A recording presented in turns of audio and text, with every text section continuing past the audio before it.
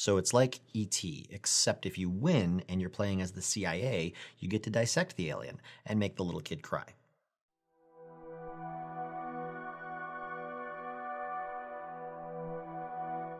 How you guys doing? Welcome back. Today we're going to do a quick little game review of this guy right here, Visitor in Blackwood Grove. This is actually a game that we got in a mystery pack while we were at Gen Con in 2018.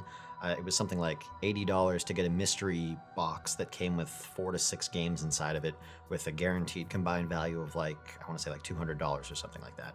And, you know, I had some friends that picked one up and they thought the games were meh, and then some other friends got some games that were great and worth well more than the box. We got this guy right here, and we actually haven't played it yet, but I've read over the rules twice because on 2 separate occasions, somebody's pointed to it up on a shelf and said, hey, that there looks interesting, and so I pulled it down and gone over the rules, and you know how people can be sometimes by the time you get through the rules and refresh yourself, everybody's sort of moved on to the next thing, or they've decided they want to play something else, they've got tired of it. But it seems like an interesting enough game, and what it comes off as to me is, if you remember that game Mastermind, where one person would set a random sort of like row of colored pegs, and then the other player or other players would have to guess what the combination is by putting out proposed patterns, and you would tell them which colors and which positions were correct and which were wrong, and you'd keep adjusting until you actually got it correct. It's like a more advanced version of that with a little bit of fluff behind it. So the premise of the game is that an alien has crash landed in the forest next to the small town called Blackwood Grove, and there are sort of 2 groups of people responding to this. There is a young child who is trying to help the alien survive, and there is government agents who are trying to dissect the alien and obviously make the little child cry. When you play the game, you need a minimum of 3 people because you have to have at least one person play the visitor, which is the alien, one person play the child or the kid, and one person play the agent. I would recommend playing with more than that because based off the rules, it seems like if you have the full max amount of players, which is 6, the game is a lot more fun. But it's a 3 to 6 player game. It says on the box that it takes anywhere between 5 and 15 minutes, but honestly, until you get the rules really smooth, I feel like it's going to be closer to 30 or 45 minutes. The setup for the game is relatively easy, though the rules can sound a little muddy, but once you get what's going on, it's really kind of that same Mastermind concept where it's like, guess, result, and you just try to get closer to what the actual pattern is. So the game has a few pieces to it. This right here is the game board. Mainly, it's got these, I guess you'd call them card spaces, this grid of card spaces here. That's pretty much all that on the board that matters. You've got this little blinder. It's almost like a miniature D&D screen for your DM. That goes onto the backside there, and this is where the visitor is going to play because you need this little space to hide your answers to people's guesses. You've also got this tracker here. This is the trust board, and it's got numbers ranging from, I think, 1 to 8. Yeah, 1 to 8, and you start at 0. And that represents the alien's trust for the kid, the visitor's trust for the kid. As your trust increases, the kid gets to draw more cards, and the cards are what you use to guess. And so as the trust increases, the kid gets to draw more cards, and also you get special abilities during your turn that make it easier for you to win as the kid. You've got some markers here. These 4 blue sort of spaceship markers are for the visitor so that he can give his answer to people's guesses. They go behind the screen. You've got this massive stack of object cards. You can see they've got like the Grove image on the back, and all of these, go through them here. Get these guys out of the way. All of these are literal items. So hopefully you can see that. That's like a tennis racket. This is a bowl of rice with chopsticks. This looks like a river running towards the sunset. Not quite sure how that's an object or how you would hold a river. This is a bundle of rope. So yeah, these are all literally just, I would guess, maybe 100 objects here, all different. And then, let's see here. Got a few tokens here. You've got tokens for the different agencies. So you've got Department of Energy, CIA, FBI, and NSA, obviously an American-based game. You've got this little meeple. That's to track trust on the trust board over here. And then you've got these player cards. So you've got one for the visitor, you've got one for the kid, and then you've got the different agencies, which are kind of color-coded. And so those are assigned to the random players, or randomly assigned to players, although it recommends that if it's your first time playing, you not be the visitor, because you kind of have to do the most You have to have the most understanding of what's going on because you control the secret code. The secret code is not actually a code. The secret code is that this sort of disc playmat here is a force field barrier around the alien's ship. And the alien needs specific parts from the kid so that he can repair his ship and get off Earth. And he'll only allow certain parts through the force field. Now, if you understand what parts pass through and you can prove that, it's actually called proving the rule, you win the game. If the agents prove the rule first, they get through the force field and they rip the alien apart. If the kid proves the rule first, he can get all the parts to the alien and the alien escapes and survives. So that's sort of where the Mastermind code-breaking concept comes in, as far as I'm concerned. The way the game works is at the beginning, the visitor is going to be dealt 2 cards face up from the object deck, as well as a hand of 14 cards that they keep secretive. The 2 cards face up are placed to the side of the board for now. They then look through their hand and compare what they have in their 14-card hand with the 2 cards that have been dealt face up, and they determine the rule. The pass rule is what makes it through the force field. The rule should be something specific to a property of the objects, not the person that played the card, not the name of the object, because, for example, one person might call this rope, one person might call this string, one person might call this hempen rope, who knows? Or you might argue over what type of rope it is. So you want it to be sort of general and a descriptor of the object on the card. So they give an example of something that's lighter than a textbook, something that's made out of metal, something that's, something that's not too vague but not too specific, that's going to determine what things meet or don't meet the pass rule and can make it through the fence or make it through the barrier.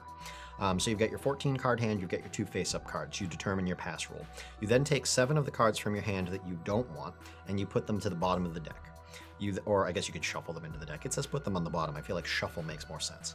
Then you take the 2 cards that are face up on the table, and it's called classifying them. So you classify them as either being able to pass through, which is admitted, or not being able to pass through, which is rejected.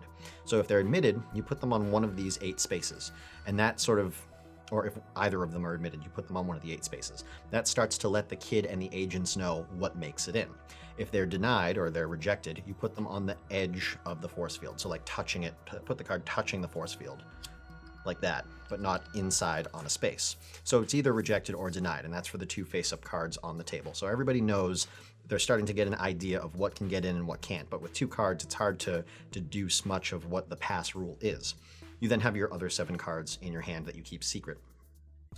All other players are dealt cards. I can't remember the exact number, but they're all dealt cards that they keep in secret.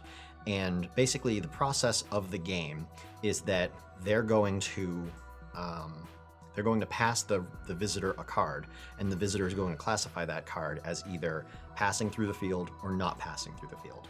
And using those guesses of rejected or accepted on certain objects, the agents and the kid are going to try to deduce what the pass rule is. Now, there are other things that happen, like when the kid gets to guess 3 times in a turn, or until they get one wrong.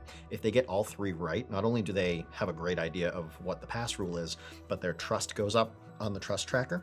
If an agent guesses, they only get to guess 1, but they get to keep their guess a secret, so the kid can't benefit from their guess, whereas everybody gets to see what the kid is guessing because the agents are like surveilling the kid's activities. If the trust is high enough, the visitor can actually pass the kid face down cards that would be accepted, so he can like help the kid understand the rule better and faster.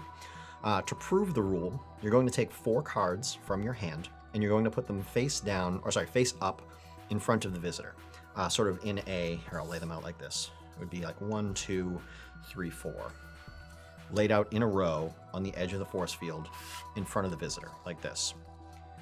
The visitor is then going to take their little blue spaceship tokens that they keep hidden behind their little D&D barrier, their little shield, and they're going to put them down, and I'm going to move the barrier so you can see, because that defeats the purpose.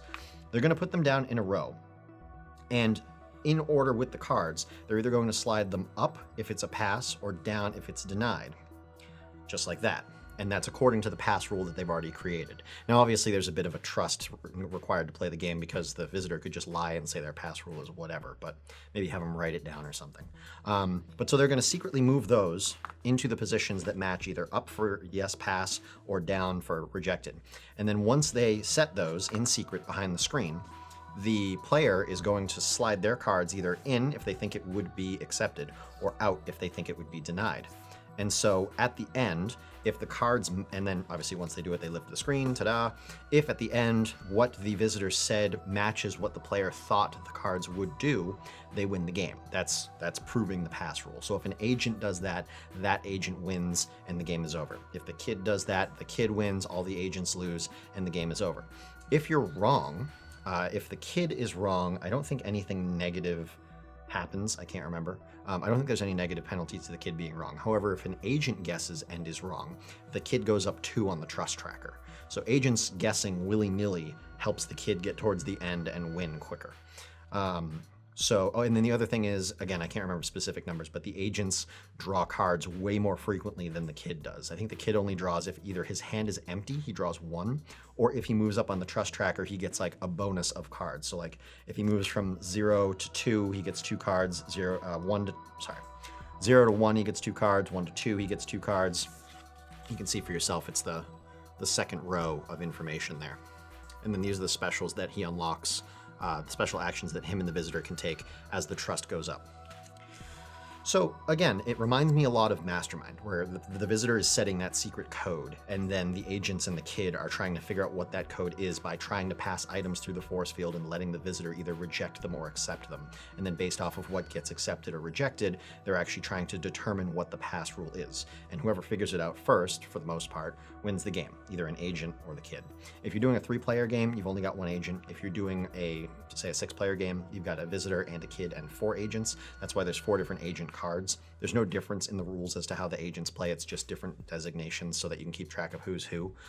These little tokens here, 1 for each agency, are so that when the alien passes you face down guesses back, because the agent's guesses are secret, you have your sort of stack of face down guesses in front of you. You can put a marker on it just so you can keep track of whose guesses are whose, because obviously agents can't look at each other's guesses, but you can always go back and look at your secret guesses by, like, you know, doing the like blackjack, lift your card up and check and see what it is, or I guess poker. But yeah, so that's the game. It seems really fun to me. I always liked that game, Mastermind, the whole guessing, trying to figure out the code thing. I like games of deduction and logic puzzles and stuff like that. I think as long as the person who's playing the visitor sets a decently reasonable pass rule, then the game's gonna function. I think the game can kind of fall apart if they set a pass rule that doesn't make sense. And I think the downside to that is that you wouldn't realize that the pass rule is bad until like 20 minutes of the game sucking. And then all of a sudden somebody's gonna be like, okay, wait, this doesn't make any sense. What is the pass rule? Like, let's stop right here. Something's wrong.